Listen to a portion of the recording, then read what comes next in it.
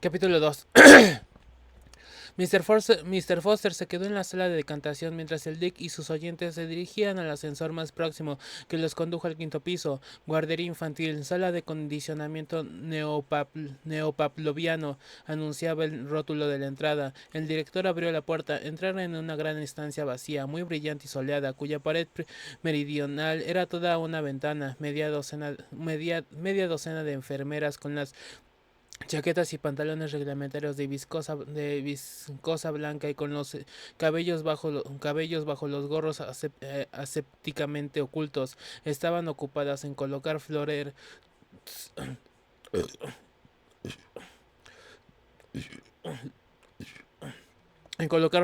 con rosas en larga hilera en el suelo de la sala, grandes floreros repletos de flores, de millares de pétalos aterciopelados como mejillas de innumerables querubines que en esta luz brillante no eran exclusivamente rosados y arios, sino también luminosamente chinos y mexicanos, que apopléjicos, unos a fuerza de soplar en las trompetas celestiales, pálidos cual la muerte, otros con la póstuma blancura del mármol.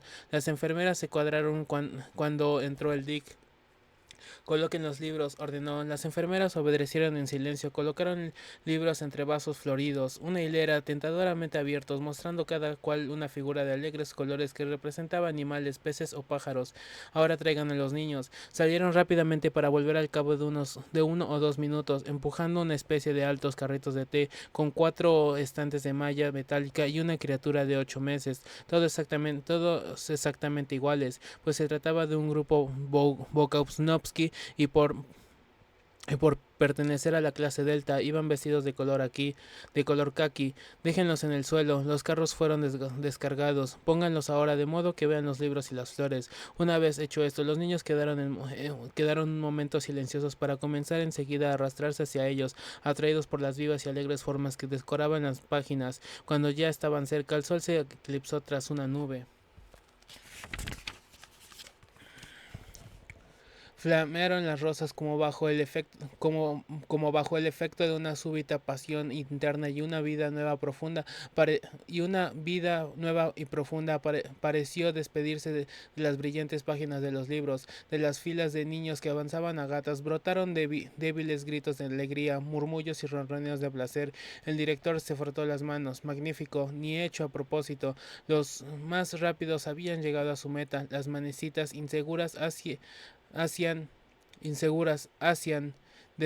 deshojando las transfiguradas rosas, rasgaban las páginas iluminadas de los libros. Esperó el director a que estuvieran todos alegremente entretenidos. Entonces dijo: fíjense bien. La enfermera jefa, situada junto a un cuadro de operación al otro lado de la sala, bajo una pequeña palanca, sobrevino una violenta explosión aguda, cada vez más aguda. Comenzó a silbar una sirena. Los timbres de alarma sonaron enloquecedores. Los chillidos se sobresaltaron y rompieron en chillidos, sus rostros aparecían convulsos de terror.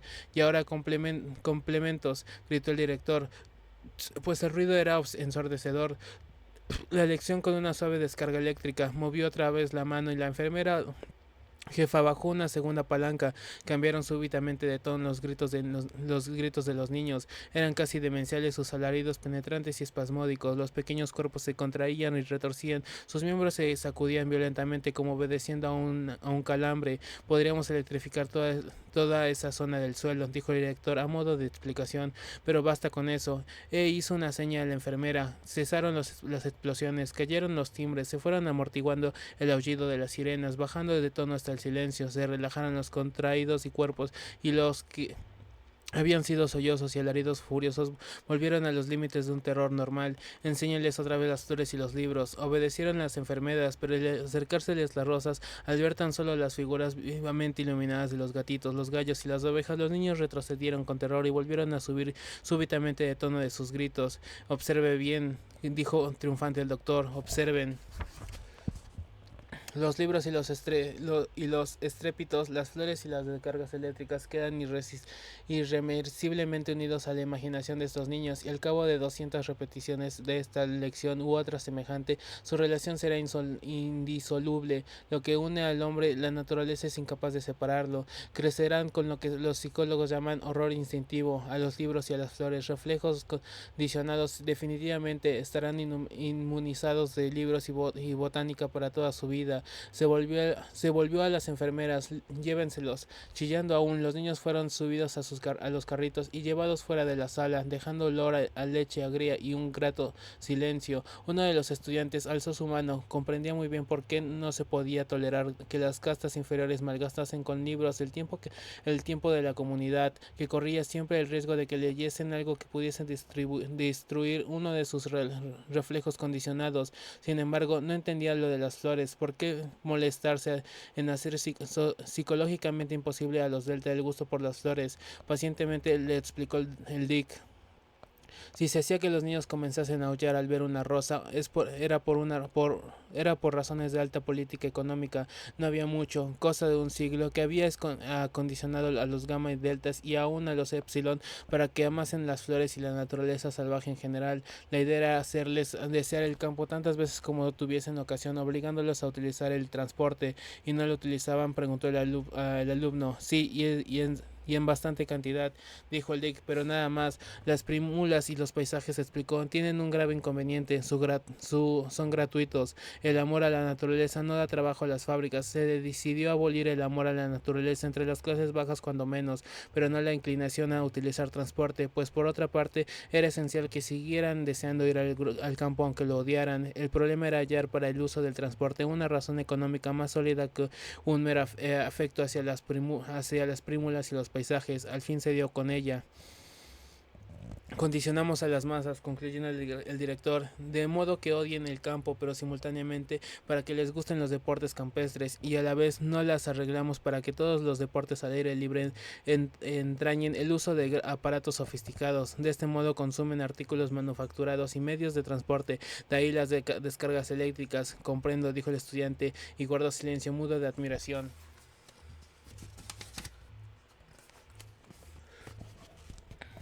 El director continuó hablando. Hace tiempo, cuando nuestro fuerte estaba todavía en la tierra, hubo un muchachillo llamado Roden Rabinovich, y sus padres hablaban polaco. ¿Saben lo que es el polaco, verdad?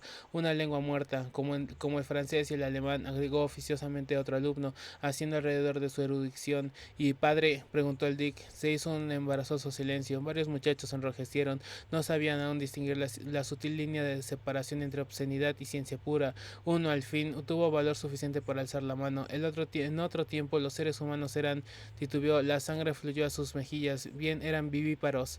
Muy bien, aprobó el director, moviendo la cabeza. Y cuando los niños eran decantados, cuando nacían, corrigió. Bien, entonces esto eran los padres, es decir, los niños, sino los otros. El pobre chico estaba confuso. En pocas palabras, resumió el director, los padres eran el padre y la madre. Tal obscenidad, que era realmente ciencia, cayó como una bomba en el embarazoso silencio de los muchachos, que no se atrevían a mirarse. Madre, repitió en voz alta, para hacerles entrar la ciencia, y acomodándose en su asiento, dijo con voz grave, estos son hechos desagradables, bien lo sé, pero la mayor parte de los hechos históricos son desagradables. Volvió el pequeño Reuben, en cuya habitación sus padres y su madre, habían dejado por olvido funcionando la radio, porque deben ustedes recordar que en aquellos tiempos de burda reproducción vivípara, los niños eran creados siempre por sus padres y no en los centros de condicionamiento del Estado.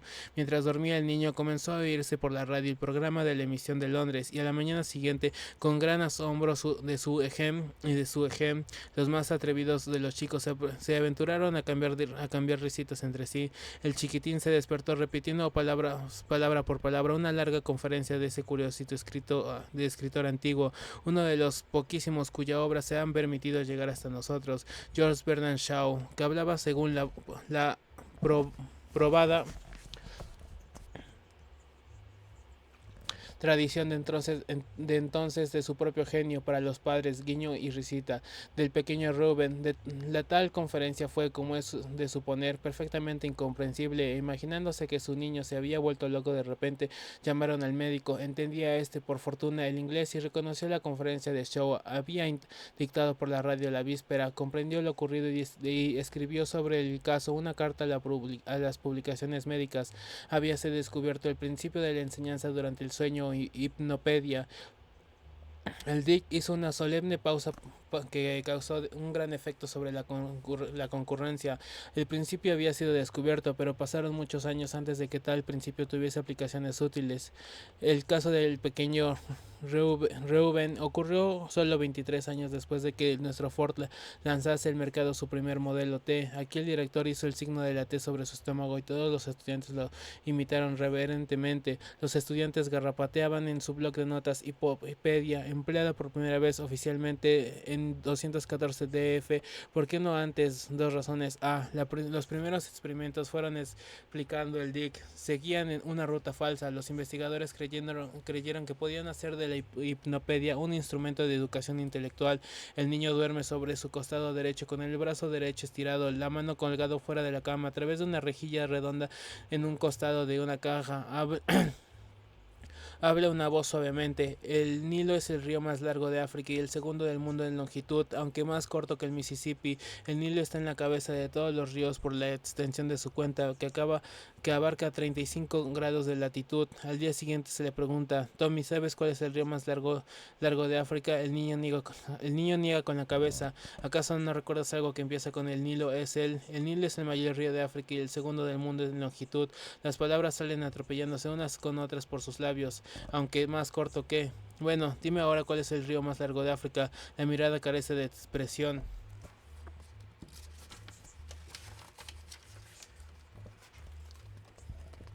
No lo sé, el Nilo, Tommy. Cuál es, pues, el río más largo del mundo? No lo sé, dice lloriqueando. Esos lloriqueos, explicó el director, desesperanzaron a los primeros investigadores, se abandonaron los experimentos y no se volvió a enseñar a los niños durante el sueño de la longitud del Nilo. No se puede aprender una ciencia sin saber de lo que trata. Sin embargo, si se hubiesen comenzado por la educación moral, dijo el director, guiándolos hacia la puerta, los alumnos los siguieron carrapateando desesperadamente mientras caminaba hacia el ascensor. La educación moral, que nunca debe ser racional. Silencio, silencio, murmuraba un altavoz cuando llegaron al piso 14. Y silencio, silencio, repetían infatigablemente los altavoces. A intervalos regulares a lo largo de cada corredor, los estudiantes y hasta el propio director comenzaron a andar en puntillas automáticamente. Eran alfas, efectivamente, pero hasta los propios alfas se les condicionaba. Silencio, silencio. Todo el ambiente del piso 14 vibraba con tanta categórica orden. Después de recorrer unos 50 metros en puntillas, llegaron ante una puerta que el director abrió cautelosamente. Entraron en la penumbra de un dormitorio con las ventanas cerradas. 80 camitas se alineaban a lo largo de la pared. Se oía el rumor de las respiraciones lentas y regulares y un murmullo continuo como de voces muy quedas que susurraban lejos. Una enfermera se levantó en cuanto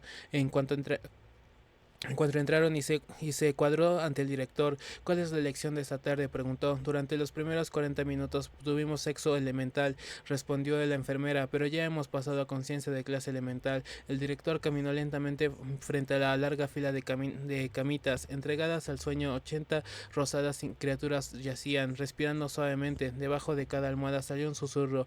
El Dick se detuvo e, inclinándose sobre una cama, escuchó atento. Conciencia de clase elemental, dijo el director. Lo hemos repetido por el altavoz. En un extremo del cuarto un altavoz sobresalía del muro. El director se acercó y oprimió un interruptor.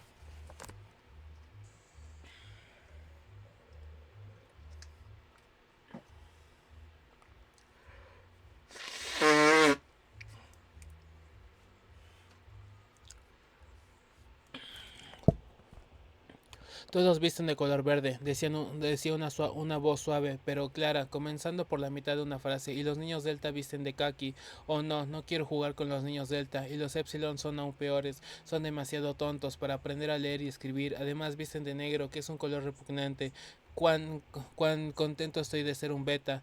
Hubo una pausa, continuó la voz. Los niños alfa visten de gris. Trabajan mucho más que nosotros porque son prodigiosamente inteligentes. La verdad es que estoy muy satisfecho de ser un beta, pues no tengo un trabajo tan pesado y además somos mucho mejores que los gamma y los deltas. Los gamma son tontos, visten de verde y los niños deltas de kaki. No quiero jugar con los niños deltas y los epsilon son aún peores. Son demasiado tontos para aprender. El director dio vuelta a la llave y a la voz y la voz cesó. Solo un susurro fantasmal continuó bajo las 80 almohaditas. Se les repetirá otras 40 o 50 veces antes de que se despierten, y lo mismo el jueves y el sábado, 120 veces, 3 veces por semana, durante 30 meses. Luego pasarán a la lección más adelantada, rosas y descargas eléctricas, el caqui de los deltas y una bocanada de azafetida, unidas indisolublemente antes de que el niño pueda hablar, pero el condicionamiento siempre sin palabras es grosero y rudo. No pueden hacer captar las distinciones más finas, ni pueden inculcar las normas de conducta más complejas. Para eso son necesarias las palabras sin razonamiento. En suma, la hipnopedia, la mayor fuerza moralizadora y socializadora de todos los tiempos. Los alumnos lo escribieron en sus blogs, directamente en los labios de la ciencia personificada. El director oprimió de nuevo el interruptor. Prodigiosamente inteligentes, decía una voz dulce, insinuante. La verdad es que estoy muy satisfecho de ser un beta, porque no precisamente como gotas de agua, aunque el agua es capaz de, en verdad, de horadar a la larga el más duro granito, sino como gotas de lacre derretido que se adhieren, se incrustan, se incorporan al objeto sobre el que caen, hasta que por fin la roca queda convertida en un bloque escarlata, hasta que la mente del niño se transforma en esas sugestiones y la suma de esas sugestiones en la mente del niño, mas no solo la mente del niño, sino también la del adulto a lo largo de toda su vida, la mente que juzga, la que desea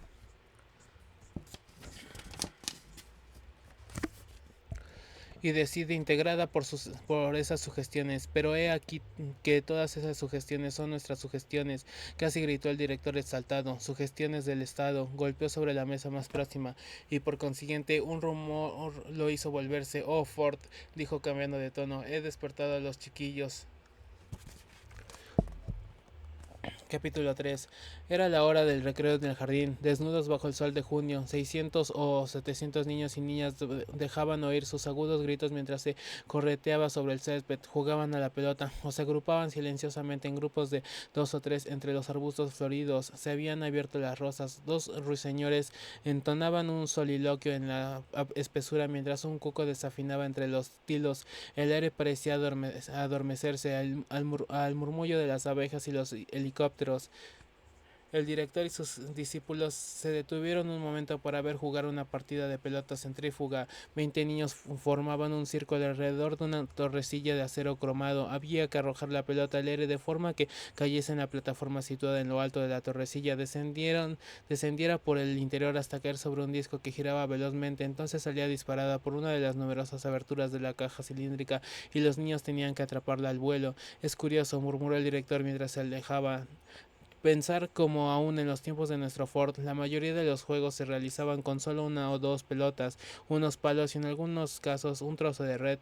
Qué locura, permitir que la gente se entretenga a juegos complicados que de ninguna manera aumentan el consumo. Hoy en día los inspectores aceptan solo los juegos nuevos que requieren cuando menos tantos accesorios como el más complicado de los ya existentes. De pronto se interrumpió. Qué grupito tan encantador, dijo señalando con el dedo. En un trozo de césped entre altos brazos mediterráneos, un niño de 7 años y una niña que tendría un año más se entretenían jugando con la misma concentrada atención que científicos en trabajo de investigación a un juego sexual rudimentario. Encantador, encantador, repitió sentimentalmente el Dick. Encantador. Asintieron cortésmente los jóvenes, pero su sonrisa tenía algo de condescendencia. Hacía demasiado poco que había dejado semejantes juegos y los miraba con cierto desdén. Encantador, pero si no era más que un par de chiquillos haciendo el tonto, chiquilladas, ni nada más ni nada menos.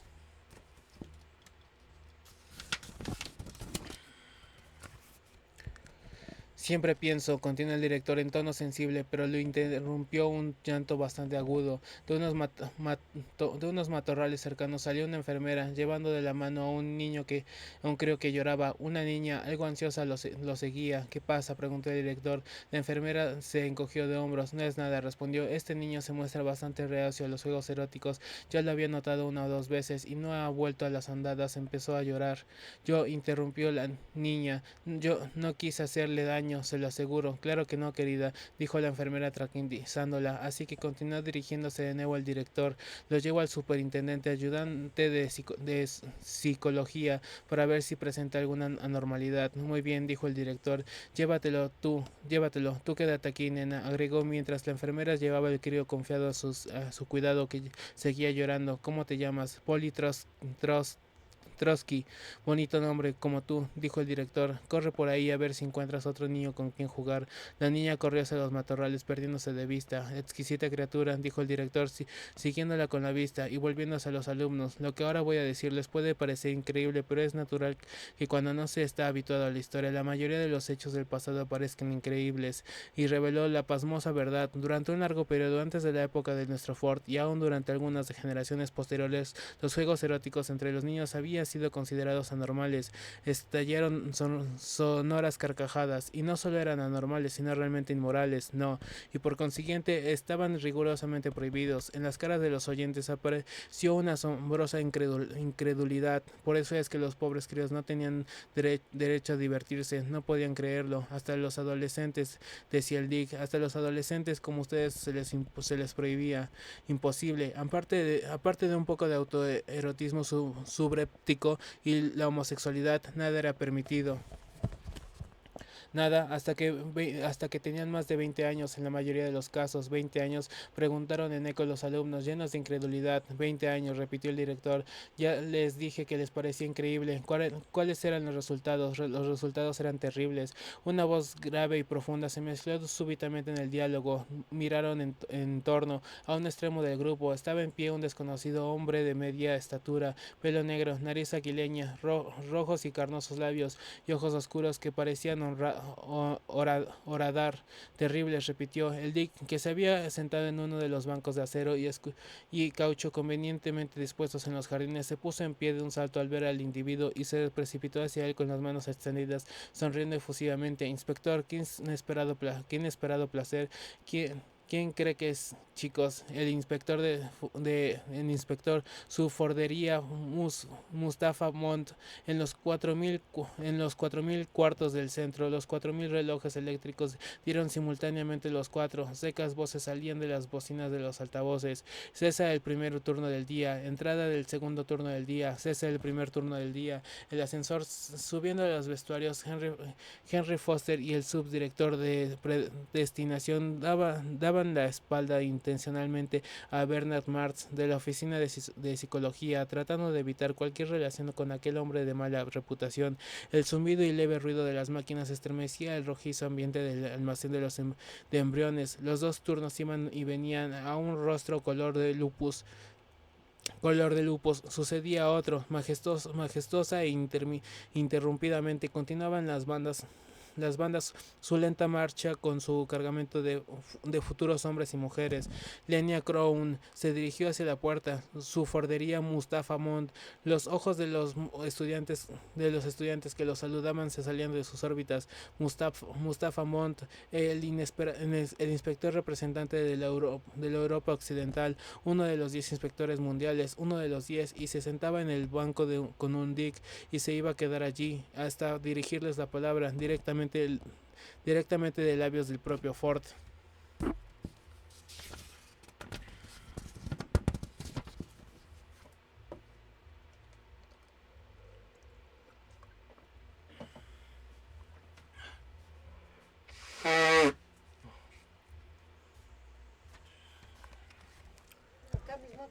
Sí, por favor.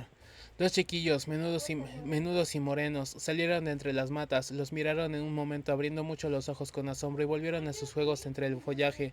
Todos recordarán, iba diciendo el inspector con su voz grave y profunda, todos recordarán, supongo, la hermosa e insípida máxima de nuestro fort, la historia es una patraña. Agitó su mano y parecía como si un invisible plumero hubiese quitado un poco de polvo y el polvo era Jarapa y Ur de Caldea, unas telarañas que eran Tebas y Babilonia, Cenosos y Micenas, otro vuelo del plumero y desaparecieron Odisea, Job, Júpiter y Gautana y Jesús, otro pulverizó las montañas de su ciudad llamadas Atenas y Roma, Jerusalén y el celeste imperio desaparecieron, otro plumerazo y el lugar donde había estado Italia quedó vacío, otro y desaparecieron las catedrales, otro y fueron el rey Leari, los pensamientos de Pascal, otro plumerazo, adiós a la pasión, otro y adiós al requiem, otro y adiós a la sinfonía, otro, vas al sensorama esta noche, Henry, decía el subdirector que el director de Predestinación. Me han dicho que el film del Alhambra es estupendo. Hay una escena de amor sobre una alfombra de piel de oso. Dicen que es algo maravilloso. Aparecen reproducidos todos los pelos del oso, unos efectos táctiles asombrosos. Pero por este motivo no se les enseña historia, decía el inspector. Pero ahora ha llegado el momento. El Dick lo miró inquieto. Corrían extraños rumores acerca de viejos libros prohibidos ocultos en una caja de seguridad en el despacho del inspector. Biblias, poesía, Ford sabía tantas cosas. Mustafa Montt captó su mirada ansiosa y sus rojos labios se proyectaron en una mueca irónica. Este tranquilo director dijo en tono de ligera burla, no los corromperé.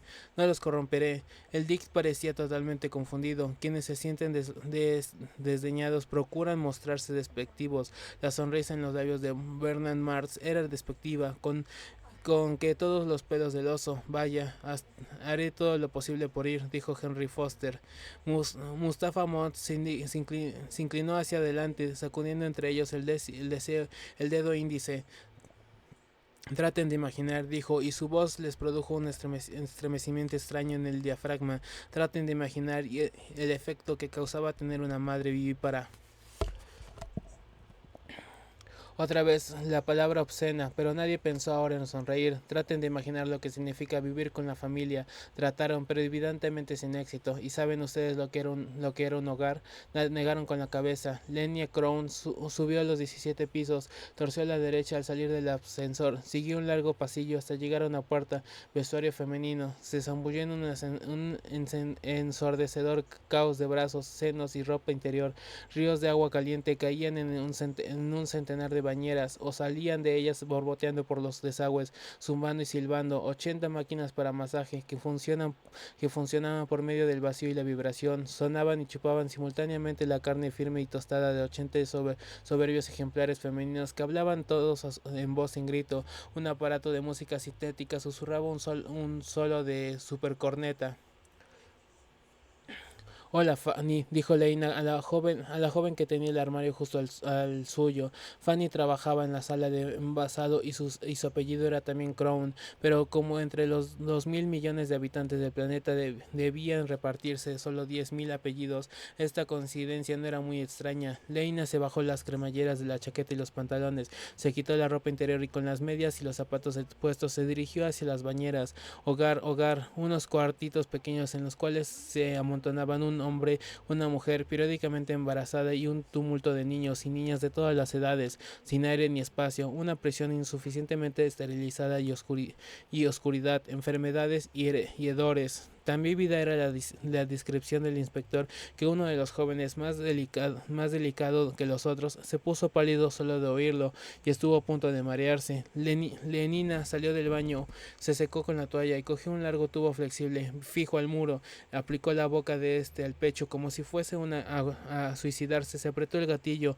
un chorro de aire caliente se espolvoreó de finísimo polvo de talco sobre la palangana, se alineaban los pequeños Los pequeños grifos de un distribuidor de 8 clases de perfumes y de agua de colonia. Abrió el tercero de la izquierda y se perfumó con esencia de Chipre, y llevando en la mano las medias y los zapatos salió a ver si estaba libre alguno de los aparatos de vibromasaje.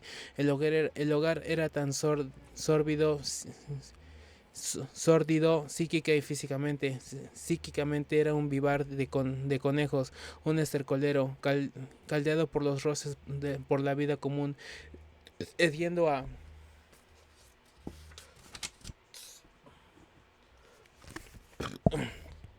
fuera de emociones, cuantas asfixiantes, intimidantes, cuantas relaciones peligrosas, insanas, obscenas entre los miembros de la familia. Maniáticamente, la madre criaba a los hijos, sus hijos, los criaba como una gata a sus gatitos, pero como una gata que habla, una gata que sabe decir niño mío, y que lo repetía hasta la saciedad, niño mío, oh, en mi pecho sus manitas, su hambre y ese placer mortal indecible. Ya se durmió mi niño, ya se durmió mi niño, con una gota de leche en los labios, mi niño duerme.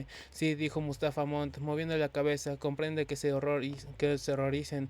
¿Con quién saldrás esta noche?, preguntó Lenina, volviendo del masaje, resplandecientemente como una perla iluminada interiormente. Con nadie. Lenina arqueó las cejas asombrada. Últimamente me encuentro bien, explicó Fanny. El doctor Wells me aconsejó tomar un sucedáneo de embarazo, pero si solo tienes 19 años, el primer sucedáneo...